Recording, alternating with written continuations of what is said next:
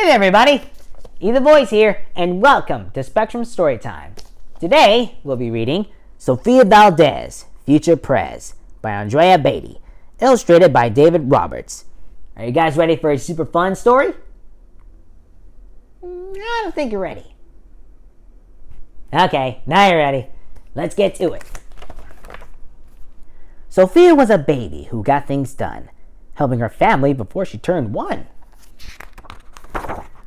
She and Abuelo went out every week to help elderly friends around Blue River Creek, who couldn't get out and about on their own, and with no place to gather, were stuck home alone.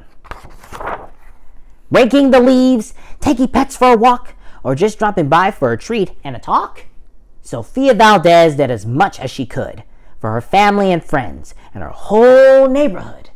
A dreamer, a doer, a real-life go-getter. Most people like good, but Sofia liked better. Each morning, Abuelo walked Sophie to class, then walked home again along Blue River Pass, making plans, munching cookies, Abuelo and girl. Except for that Tuesday when Pup saw the squirrel. With a howl, Pup took off, racing all through the town, over, under, beneath, and around. Sofia scrambled to try to keep up with the howling man and the bellowing Pup. Up the squirrel ran to the top of a hill, made of leftover junk for the local landfill. They reached the tip top of that mountain of trash, which jiggled and broke with an ear-splitting crash. Down they all tumbled and hit with a thud on a moldy old pumpkin surrounded by mud. "Ouch!" cried Abuelo. He struggled to stand. "A dangerous mess," he said, grasping her hand. The next day, Sofia walked to school solo, but it wasn't the same without her Abuelo. "This is not right," declared young Sofia, who glared at Mount Trashmore and got an idea.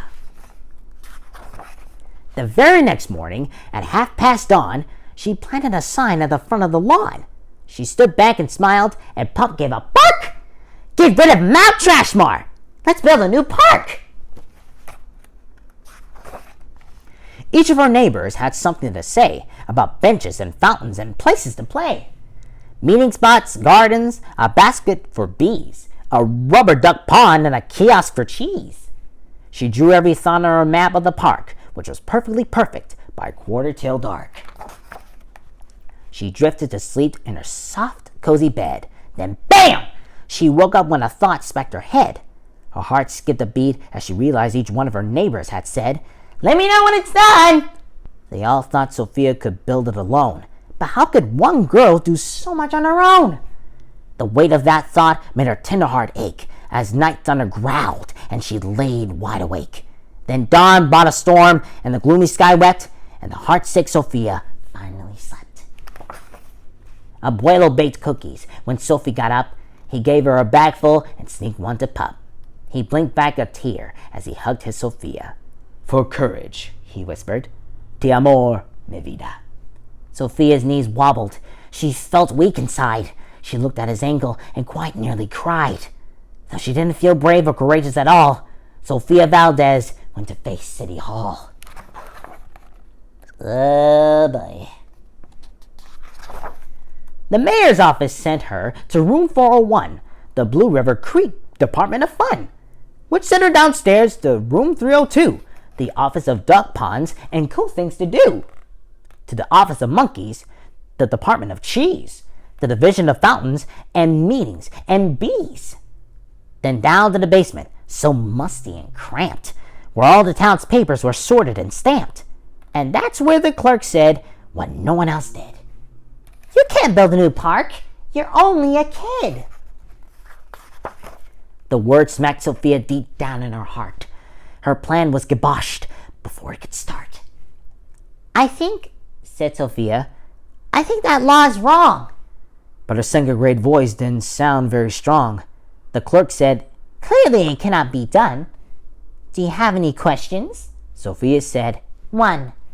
If you were me, and if I was you, and he was your grandpa, what would you do?" Well, said the clerk. Then she said nothing at all.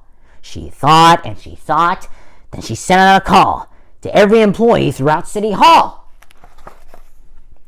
The entire government of Blue River Creek crammed into the office to hear Sophie speak. But her words jumbled up and her cheeks turned bright red as dozens of emotions rushed into her head. Her heart beat so loudly she thought it would crack. The crowd leaning closer, Sophia leaned back.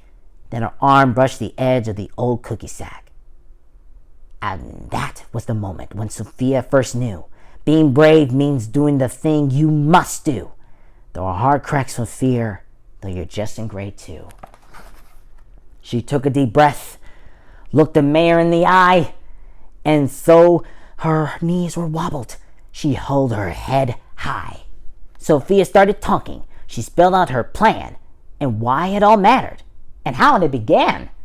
And once she got rolling, she had lots to say about meeting spots, monkeys, and places to play, and other ideas for things they could do to help the town leaders and other folks too.